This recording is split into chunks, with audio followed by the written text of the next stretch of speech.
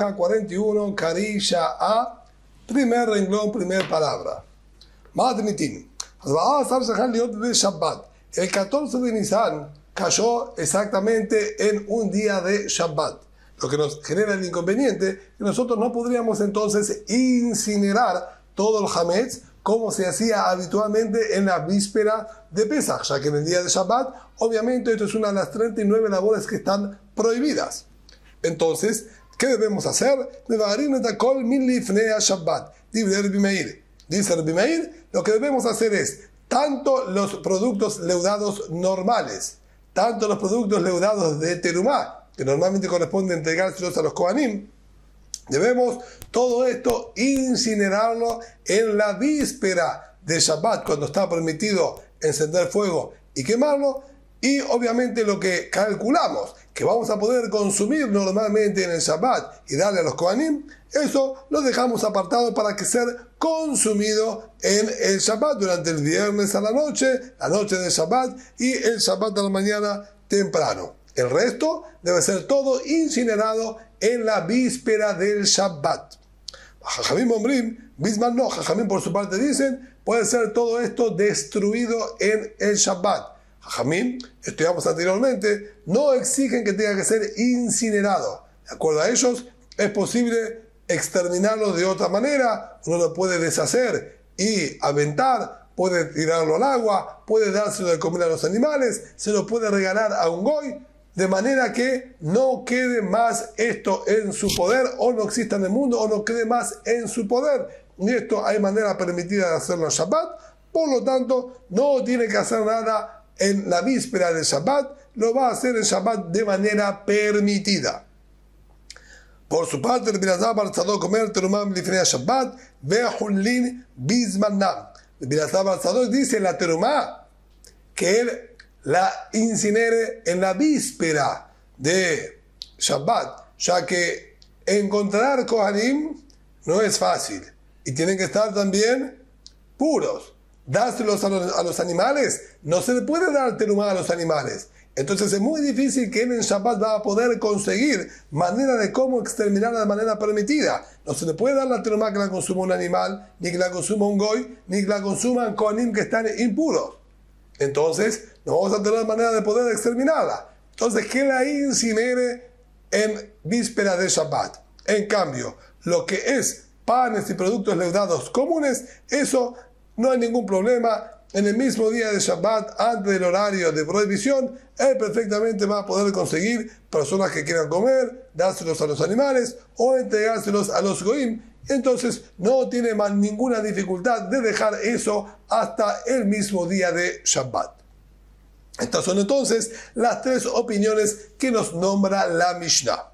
Rabbi Meir dice todo en víspera de Shabbat, Jajamim dicen dejar todo para Shabbat, y Rabbi Elazar bar Tzadok hace diferencia entre las comidas comunes y las de terumá.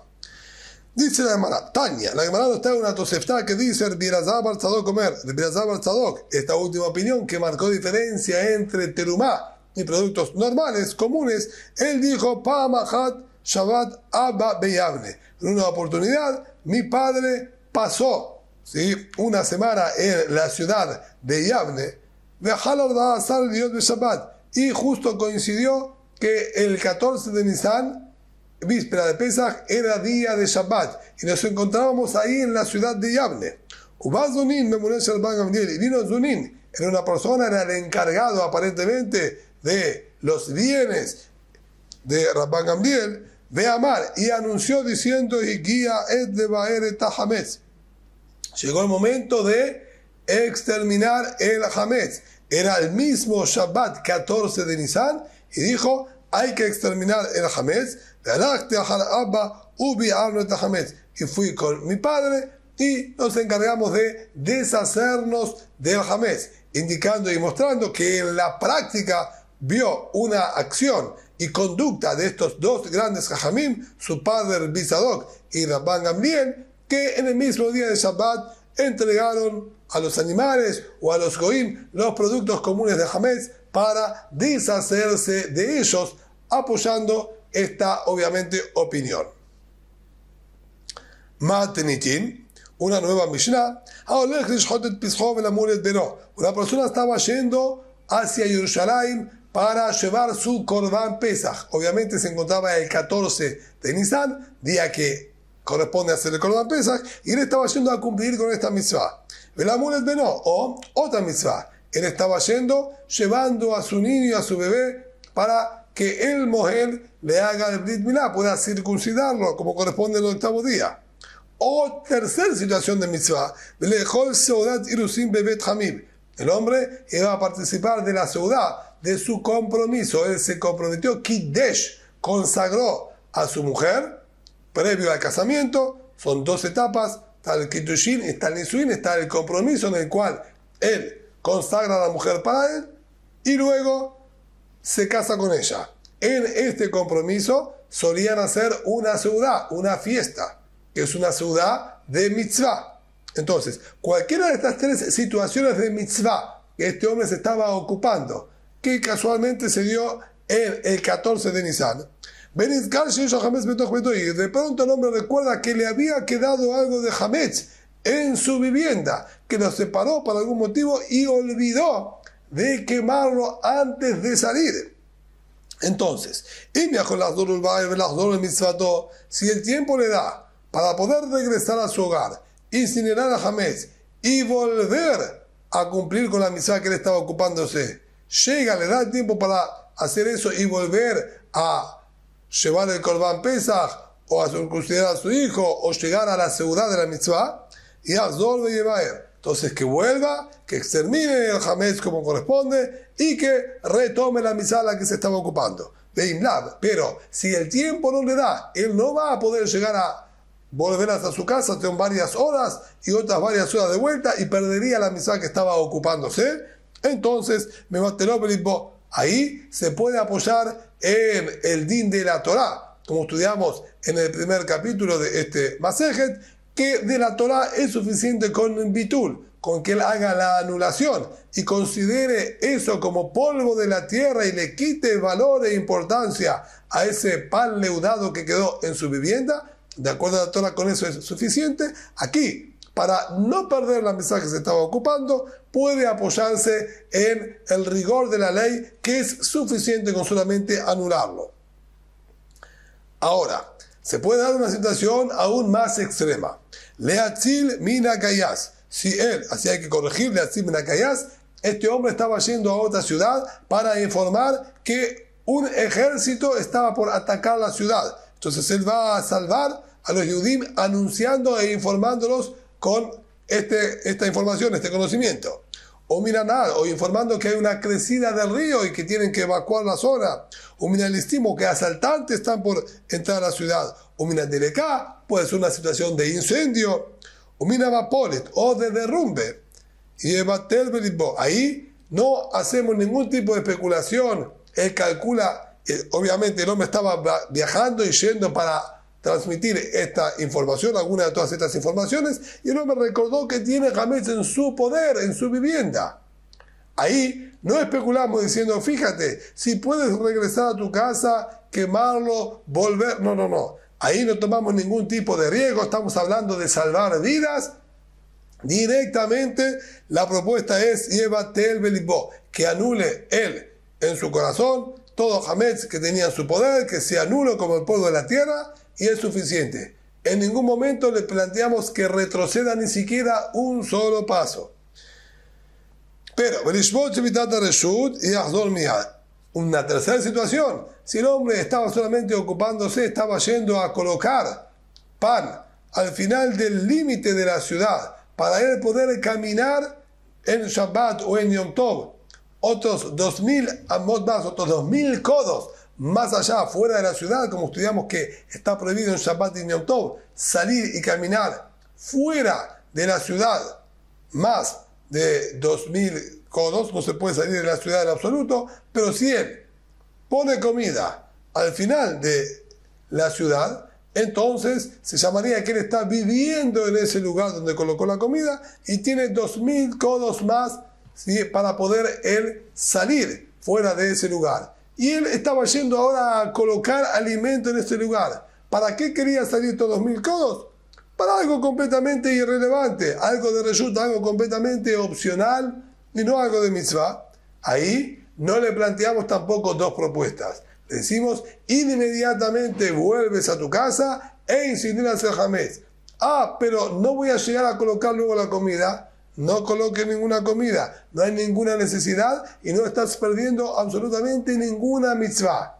Vuelve y haz lo que tienes que hacer de incinerar el hametz. Dejen, similar a esta misma idea, aquella persona que salió de la ciudad de Jerusalén y recuerda que él tiene en su poder, que está cargando consigo, trozos de carne de korbanot. Ningún corbán, la carne de ningún corbán puede salir fuera de los límites de la muralla de Jerusalén. Incluso los korbanot de menor nivel, los kadashim kalim, los de menor santidad, no pueden salir fuera de las murallas de Jerusalén.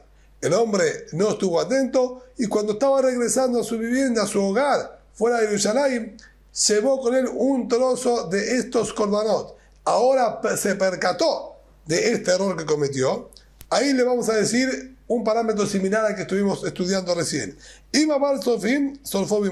Si él ya pasó el pueblito llamado Tzofim, era un pueblito del cual era posible ver, la traducción de la palabra Tzofim sería como mirador, se lo llamaba así porque era un pueblito del cual todavía era posible observar y ver el Bet HaMikdash. Si él ya pasó este lugar, quiere decir que está muy distante, sorfobim como le permitimos que queme la carne en donde él se encuentra.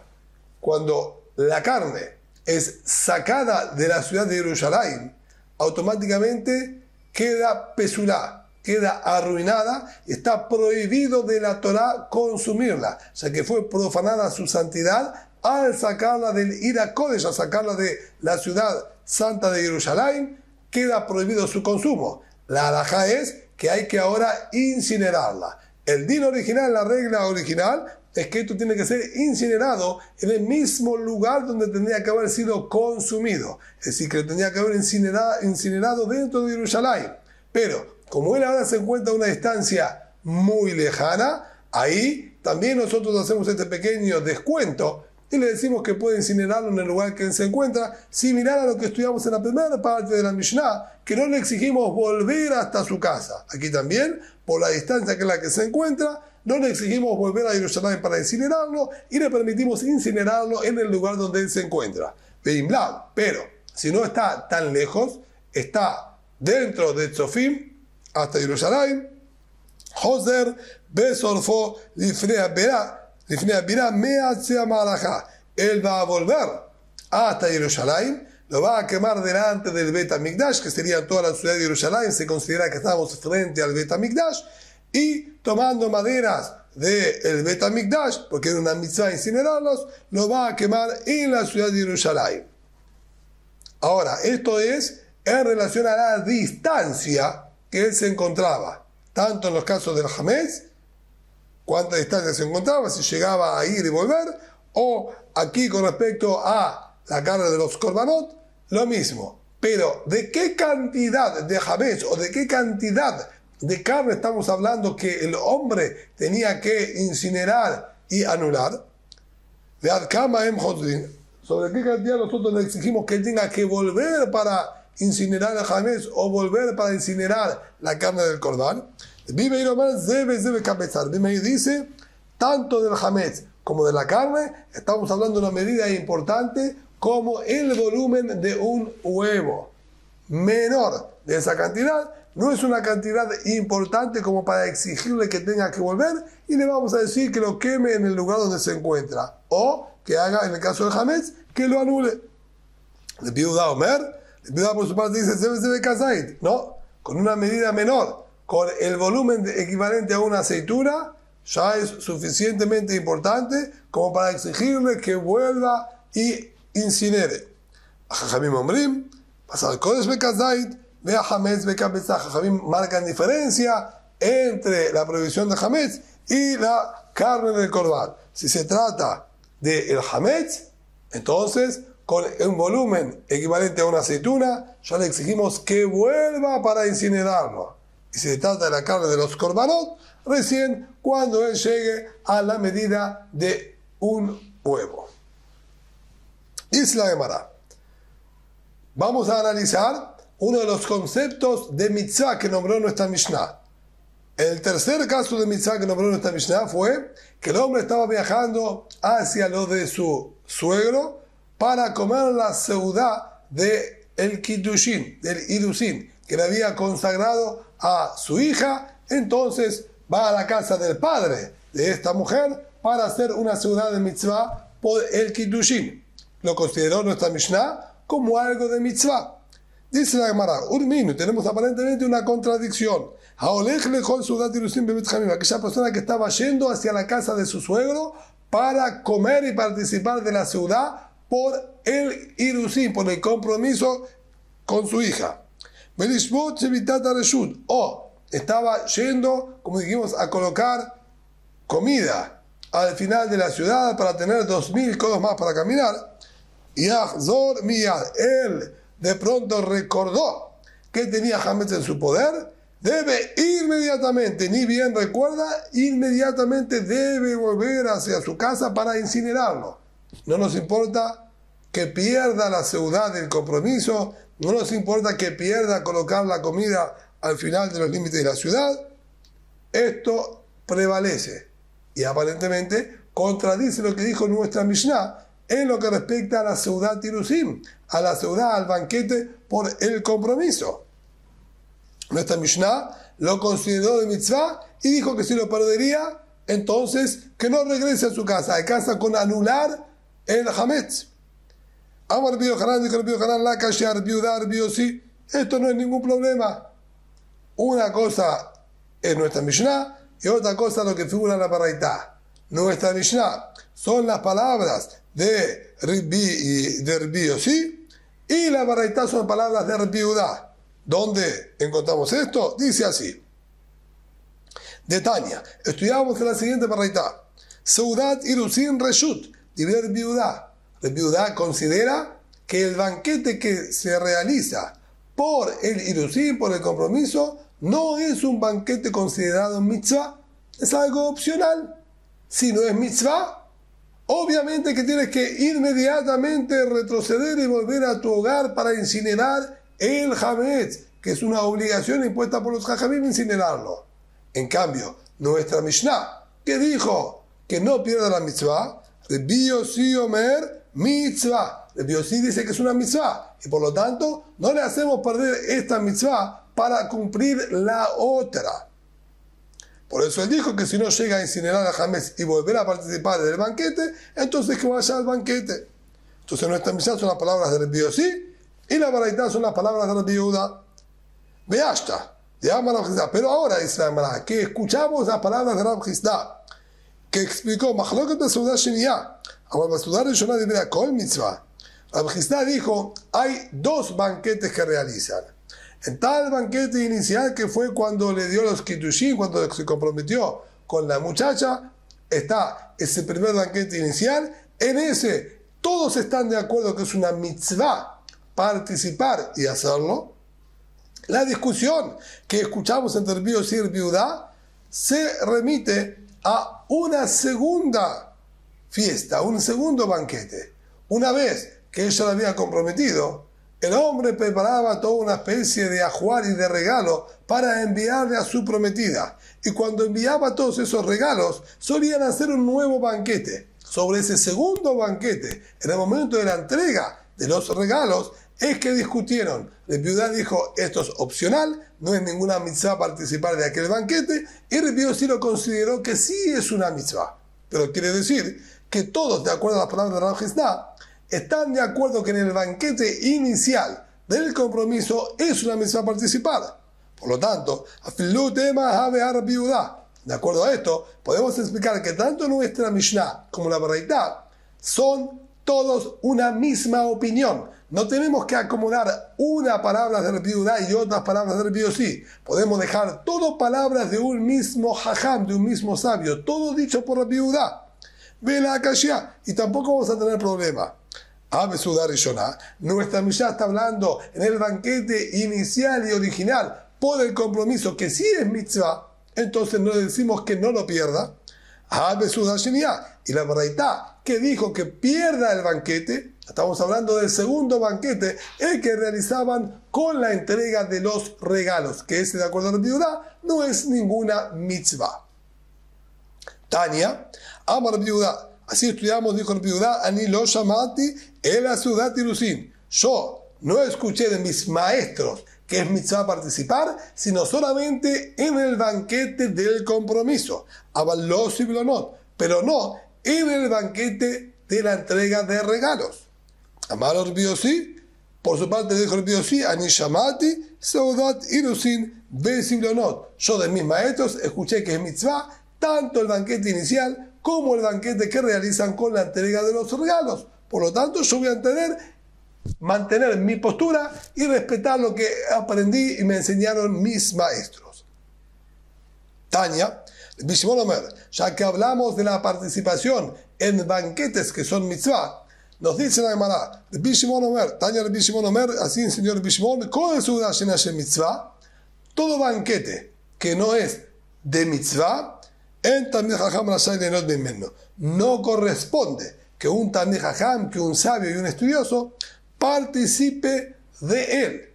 El Talmid Jajam, sus banquetes tienen que ser únicamente por mitzvah.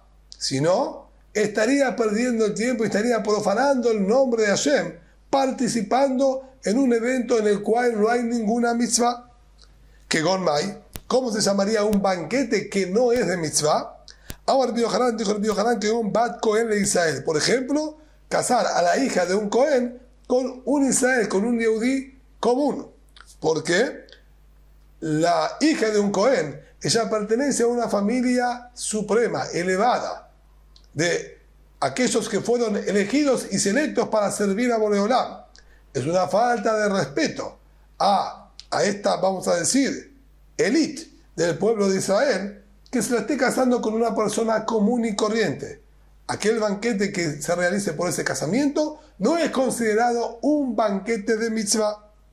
Lo mismo va también Jajam de Amares, la hija de un sabio que se case con un ignorante. Es una falta de respeto para aquel sabio estar casando a su hija con un ignorante y por lo tanto no es un banquete de mitzvah.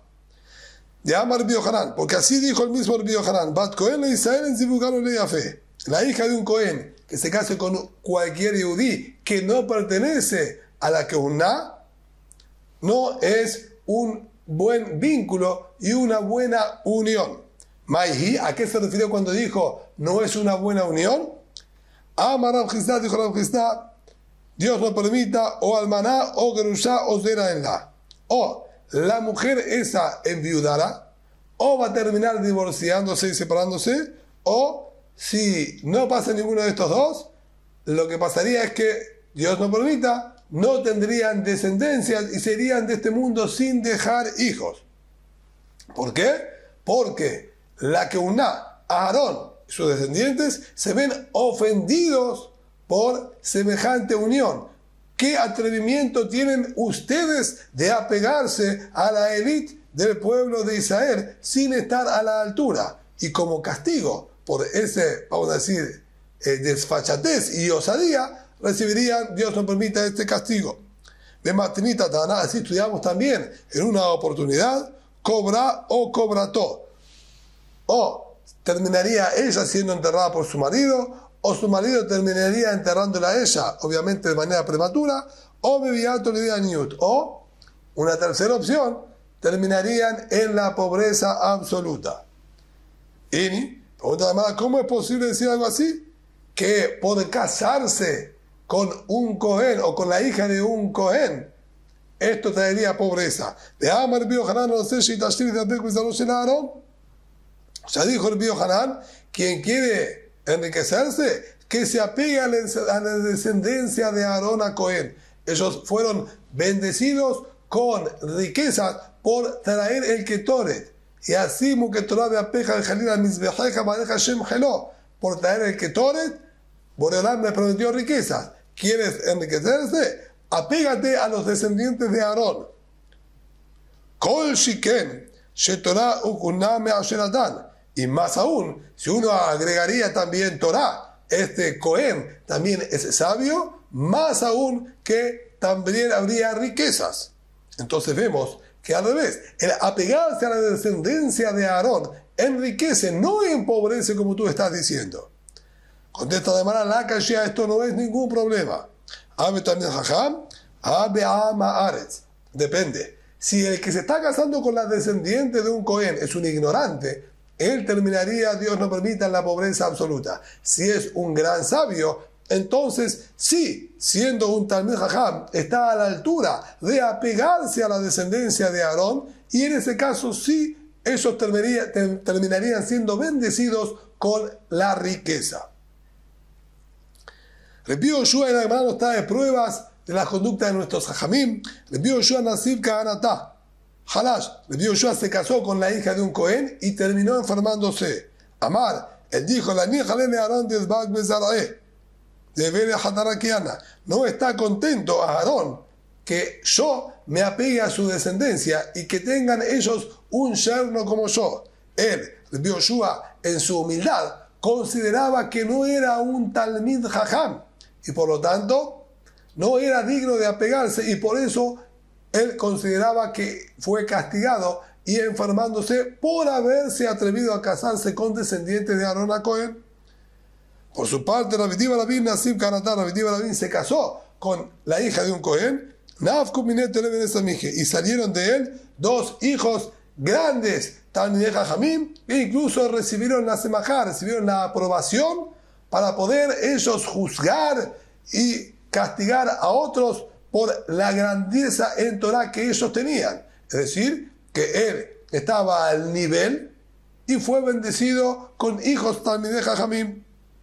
Rab Sheshat Bered de Rabidi, Rabbi Yoshua Bered de Rabidi. Estos dos hermanos, Rab Sheshat el hijo de Rabidi y Rabbi Yoshua hijo de Rabidi, amarra papá, dijo el nombre de la papá.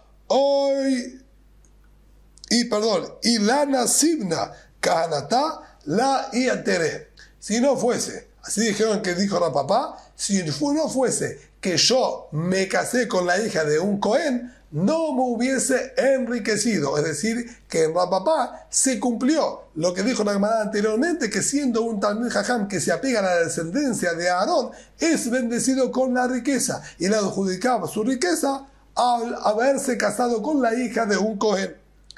Amar Rav Kahana, por su parte dijo Rav Kahana, y la Nasibna Kahanatá la Galay, si no me hubiese casado con la hija de un Cohen, no hubiese sido desterrado y exiliado. Él originalmente era de Eretz Israel y se tuvo que escapar hacia Babel.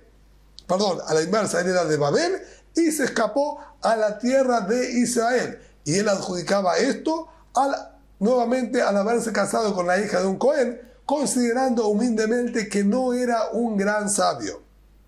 Ambrule de Alma Compton Agarita. Le preguntaron, ¿por qué lo ves como un castigo si estás siendo desterrado a un lugar lleno de Torah como la tierra de Israel? Eso no es un castigo, es una bendición. Contestó la Galá que de Galeinche. Yo no me desterré como fueron desterradas las personas normalmente. Hay muchas personas que ellos se arrancan de su lugar de vivienda para ir a un lugar de Torah por principio, para crecer. Yo tuve que desterrarme de manera forzada, porque tuvo todo un episodio, como está en la Gemara en el tratado de Baba Kamá, que mató a un yehudí y tuvo que escaparse por miedo de ser apresado y sentenciado por el gobierno. El tener que escaparse, si bien terminó escapando hacia un lugar de Torah, no es una bendición, eso es un castigo. Y adjudicaba el castigo por haberse él atrevido a acercarse a las hijas de un Cohen. Amar Bishak. Dice Al-Maher Bishak, volviendo al tema original, que el Talmid Jajam no debe tener provecho y participar en banquetes que no son de mitzvah. Con la Nenam y Seudat Reshut, dijo el Bishak, toda aquella persona que tiene provecho de banquetes que no son de mitzvah, la Sof Goleh, termina al final siendo desterrado. Y eso se aprende en los Pesukim, como aparentemente vimos que pasó con Rav Kahana también, Shenemar, Veogelim Karim Misor Va'agalim Toch Marbek, que ellos comen de los animales engordados de las ovejas engordadas y de los terneros bien suculentos, e inmediatamente luego dice Pasuk, Lajer ata iglu borosh kolim. Por eso ustedes serán exiliados dentro de los primeros exiliados, indicándonos que como consecuencia de dedicarse a comer en situaciones que no son de mitzvah, acarrea como consecuencia el que tenga que ser desterrado. Y avanzamos un fragmento más en la Gemara, todo sabio, que él aumenta en comidas y banquetes en cada situación y posibilidad que tiene. Sof Maharib el Beto, al final termina destruyendo su hogar, ya que él se acostumbra a comer y se deja liberado a sus deseos y placeres de la comida, y pasa esto a ser luego una necesidad para él. Y al no tener el dinero suficiente para poder sustentar y seguir manteniendo esa costumbre y la manera de poder complacer a su instinto, entonces terminaría destruyendo su hogar porque no va a tener manera de poder solventarlo. Enviuda a su esposa de manera figurativa, o sea que va a tener que viajar para conseguir sustento de alguna manera, abandonando a su esposa, dejando a sus hijos como si fuesen huérfanos. Y hasta el estudio de él termina olvidándoselo, ya que no puede dedicarse al estudio por estar ahora preocupado por conseguir el dinero para satisfacer sus deseos. Y le genera muchos problemas y discusiones, tanto a nivel del estudio de la Torá, ya que él no recuerda correctamente lo que estudia, tanto a nivel de deudas, que se endeuda con personas que pide prestado, y genera que ya las palabras de él no sean escuchadas. Profana también el nombre de Boreolam cuando ven la conducta que tiene esta persona, que debería ser de una conducta ejemplar, y lo ven que él se abalanza sobre la comida. Beshem Rabbo, también profana el nombre de su maestro, ya que van a decir, este es alumno de fulano, mira qué clase de alumno él formó. Beshem Aviv, también a su padre que lo educó, y aparentemente dirían que no lo educó correctamente, ya que no tiene manera de ser frenado y de controlar sus deseos. Y le pone y le saca un mal nombre a su descendencia, hijos, nietos, hasta el final de las generaciones. Maihi, ¿qué es este mal nombre que le saca a sus descendientes? Amarabaye, Karule Balmahim Tanure. Lo van a llamar, estos son los descendientes del que se pasaba calentando los hornos, cocinando constantemente porque se la pasaba comiendo. Rabá Amar, Bar Marquid Bekube. Rabá dice, los hijos de los payasos que se dedicaban a alegrar a las personas que estaban en los bares bebiendo, ya que con tal de ganarse unas copas más gratis para satisfacer sus placeres, estaba dispuesto incluso de bailar para alegrar a la gente a cambio de unas copas. Papá Amar, Barman Pinge, el hijo de quien lame las ollas, es decir, tan desesperado por la comida que parafraseaban sobre él que lamía la comida que quedaba adherida a las paredes de la olla. Rab Shamei Amar, Bar Machreba, aquel que dobla la ropa y duerme sobre ella. La típica conducta de aquella persona que quedó embriagado, que no tiene la capacidad de llegar hasta su hogar, cambiarse y acostarse en una cama, sino termina durmiendo en el piso en cualquier lugar, tomando su ropa y haciéndola como si fuese una almohada para apoyar su cabeza. Es decir, que esta conducta tan deplorable que tenía el padre a sus descendientes, los van a llamar por esta conducta deplorable que tenía el padre. Por lo tanto, tiene que ser extremadamente cuidadoso aquel también jajam de no ser desesperado por la comida y controlar todos sus deseos.